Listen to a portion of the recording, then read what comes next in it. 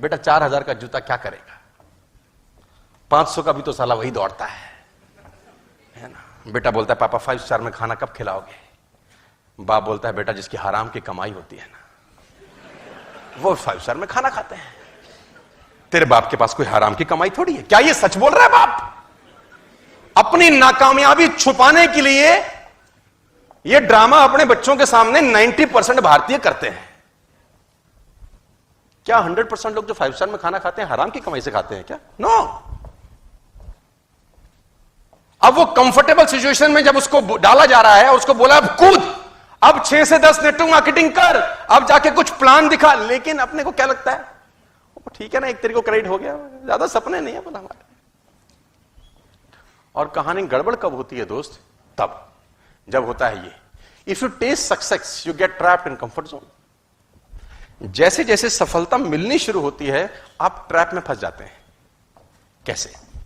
पहले हमारे घर में कूलर नहीं था, फॉर एग्जाम्पल, पहले कूलर नहीं था, कूलर आया, अब आराम हुआ कि नहीं हुआ? कंफर्ट मिला कि नहीं मिला? भाई पहले कूलर नहीं था, कूलर आया तो कंफर्ट मिला। इन्वर्टर नहीं था, है ना, तो लाइट जाती थी तो हाथ वाला वो होता था फैन, उसको अपन लोग झलते थे, तुमको याद होगा अगर तो, कुछ लोग अगर मेरी तरह गरीब परिवार से हो तो हाथ वाला पंखा, है ना। फिर इन्वर्टर लग गए तो लाइट कैसे जाती है आजकल बच्चों को नहीं पता। भाई आजकल बच्चों को तो पता ही नहीं कि लाइट कैसे जाती है, पंखा बंद कैसे होता है, पता है आजकल बच्चों को? नहीं। हमारे टाइम पे तो साला रात को 1 बजे है वो कूलर चलते कहते, हमने कहा स्यापा साला ये फिर बंद हो गया, है ना। हमारे टाइम में ऐसा होता था कि अब तो साला ऐसा कुछ नहीं है। तो जैसे कंफर्ट आया, जिंदगी कंफर्टेबल हुई, कूलर से एसी में आए, हम लोग थोड़ा सा ढीला हो गए यार। जैसे जैसे आपने सफलता अर्जित करी, जैसे आप बस से बाइक में आए, बाइक से गाड़ी में आए, आपने अपना जो एक्सीलेटर पे पैर था वो पंजा धीरे धीरे कम करना चालू कर दिया। सफलता ने आपको कंफर्टेबल जोन में डाल दिया सर। सफलता आपको कंफर्टेबल जोन में धकेल देती है और ये एक ऐसा ट्रैप है जिसमें 90% लोग फंस जाते हैं, साइलेंटली, पता भी नहीं चलता उनको। जैसे जैसे सक्सेसफुल होते जाते हैं वैसे वैसे कंफर्टेबल होते जाते हैं। मैं कहता हूं नहीं नहीं, मेरा फिलॉसफी अलग रहा 14-15 साल का। मैं जैसे जैसे सक्सेसफुल हुआ मैंने कंफर्टेबल की सिचुएशन की जगह चैलेंजिंग सिचुएशन को अडॉप्ट किया। जैसे जैसे मैं कंफर्टेबल हुआ मैंने चैलेंजिंग सिचुएशंस को अडॉप्ट किया। फॉर एन एग्जांपल, मेरे पास स्कूटर नहीं था तो मैंने स्कूटर लिया, मेरे पास स्कूटर के बाद गाड़ी नहीं थी तो मैंने गाड़ी ली, मेरे पास गाड़ी लेने के बाद घर नहीं था तो मैंने घर लिया। मैंने क्या किया, मैंने अपनी जिंदगी में एक बोझ बढ़ाया। हमेशा मेरी सफल होने का मुझसे कभी कभी बहुत सारे लोग पूछते हैं इतना काम क्यों करता है रे बावले, लगा हुआ है सुबह से रात तक, इधर फ्लाइट पकड़ता है, उधर जाता है, उधर से उतरता है, इधर उतरता है। इंडिगो में नीता अंबानी के बाद फ्लाई करने वाला मैं ही आदमी हूं। इंडिगो एयरलाइंस में 2nd नंबर पे फ्लाई करता हूं मैं। तो लोग बोलते हैं इधर से उड़ता है उधर आता है, एयरपोर्ट वाले बोलते हैं तेरे पे और कोई काम नहीं, उड़ता उतरता उड़ता उतरता उड़ता उतरता। तो हमने कहा सिंपल फिलॉसफी है, रॉकेट से पूछो क्यों तेज चलता है, तो रॉकेट बोलता है तेरे पिछवाड़े में लगेगी तो तुझे पता चलेगा क्यों तेज चलता है। रॉकेट से पूछो, जहाज पूछता है उससे कि तू इतना तेज, उसने बोला तेरे पिछवाड़े में लगा आग, तो तू भी हमसे तेज चलेगा। लेकिन जहाज पिछवाड़े में नहीं लगाता, रॉकेट पिछवाड़े में। तो पिछवाड़े की आग को मैं बोलता हूं liabilities. Take some liabilities in your life my dear friends. ये अपने आप आपसे काम कराती है। आज तुम्हारे पे 2 लाख रुपए की EMI हो खाली, बस तुम्हारा बाप भी नहीं सोएगा रात को।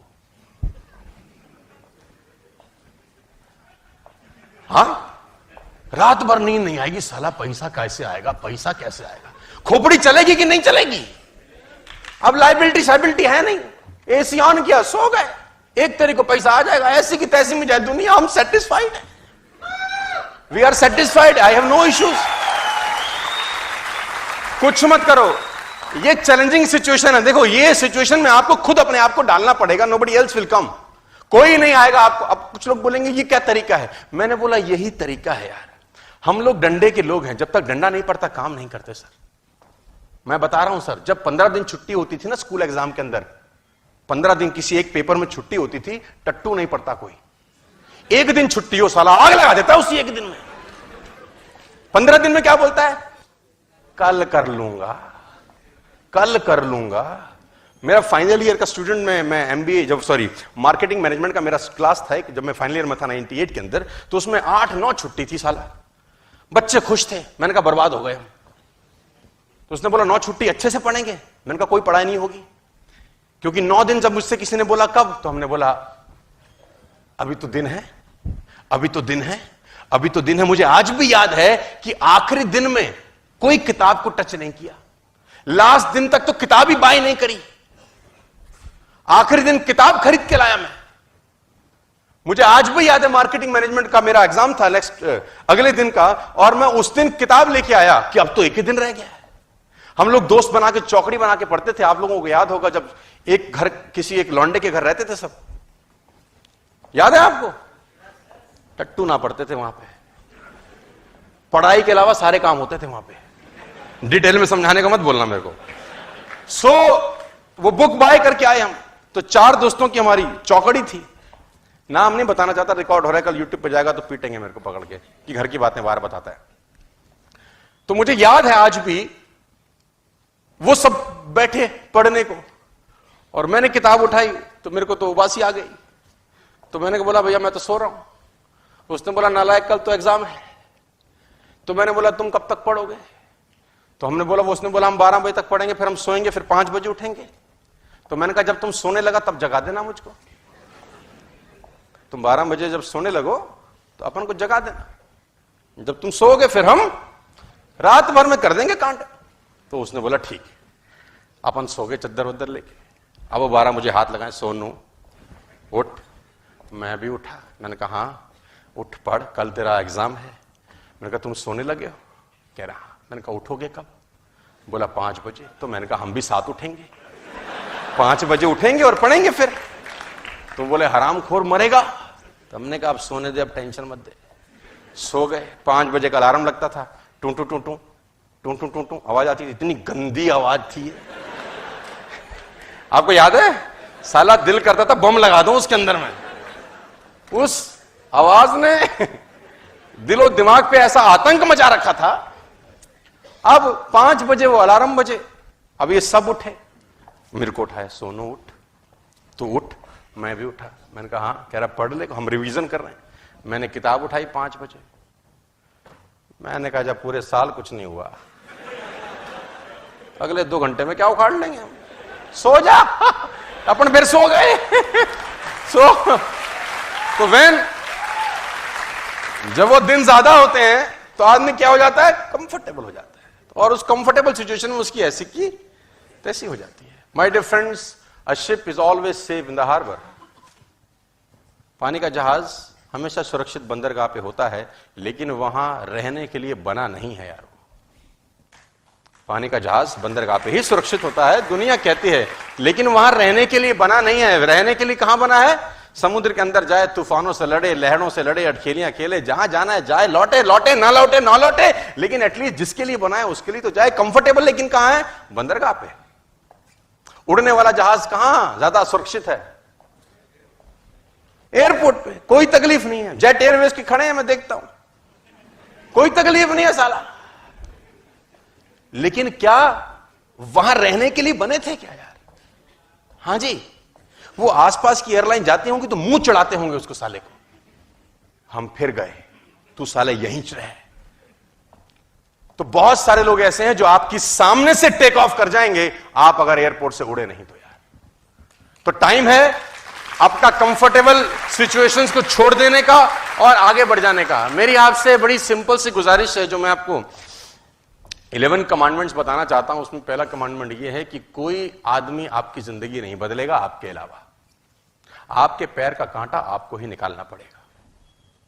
इस दुनिया में किसी को तकलीफ नहीं है तुम पे पैसे हो कि ना हो, तकलीफ सिर्फ तुमको ही होगी, और वो तब होगी जब आप कंफर्टेबल लेवल को तुरंत आज ही। बात समझ में आ रही है तो बोलो हाँ। टुडे आपको कसम खानी है सर कि कंफर्टेबल सिचुएशंस को जितनी जल्दी हो जाए उसको त्याग कर दीजिए आज यार। कंफर्टेबल मत रहिए जिंदगी में, अनकंफर्टेबल रहिए। मैं बार बार बोलता हूं with all the respect and regard, झुग्गी झोंपड़ी के बच्चों को कभी निमोनिया नहीं होता यार। झुग्गी झोंपड़ी के बच्चे को फीवर नहीं होता, नंगा घूम रहा है जनवरी की सर्दी के अंदर। है ना? लेकिन हमारा आपका बच्चा कंबल में बीमार हो जाता है। मेरी बात को अदरवाइज मत लीजिए, with all the respect and regard मैं ये बात बोल रहा हूं, क्योंकि हमारी जिंदगी ना हमने बच्चों को कंफर्टेबल बना दिया। भाई मेरा लाल सा बच्चा, भाई मेरा बेटा, इसको हवा ना लगे, और वो देखो नंगे घूम रहे हैं, with all the respect and regard, और ऐसा घूम घूम के उनका इम्यून सिस्टम इतना शानदार हो जाता है, कोई हवा उनका कुछ नहीं बिगाड़ पाती। मैं फिर कह रहा हूं आपको, प्लीज अपनी लाइफ को कंफर्टेबल नहीं, अनकंफर्टेबल बनाइए, क्योंकि जैसे जैसे अपने रॉकेट लिया, हमने इंस्टॉलमेंट लगाई अपने लिए, हमारी जिंदगी में कंफर्ट बढ़ा कि नहीं बढ़ा? यस। जैसे जैसे हमने अपने एक्सपेंसेस बढ़ाए, कंफर्टेबल एक्सपेंसेस बढ़ाने के कारण हमने काम किया, काम करने से पैसा आया, और उस पैसे आने से जब फिर कंफर्ट आई, हमने फिर चैलेंज बढ़ा डाले, और उस चैलेंज को पूरा करते करते और कंफर्ट मिली, और उस कंफर्ट हमारे को फिर ना गिरा है, हमने फिर चैलेंज बढ़ा डाले। चैलेंज बढ़ाते बढ़ाते बढ़ाते जो पैसा आया सो आया, उस प्रोसेस में हम जो इंसान बन गए, वो पैसा कमाने से कहीं ज्यादा इंपॉर्टेंट है। लेकिन ये तभी होगा जब आप इसको छोड़ देंगे।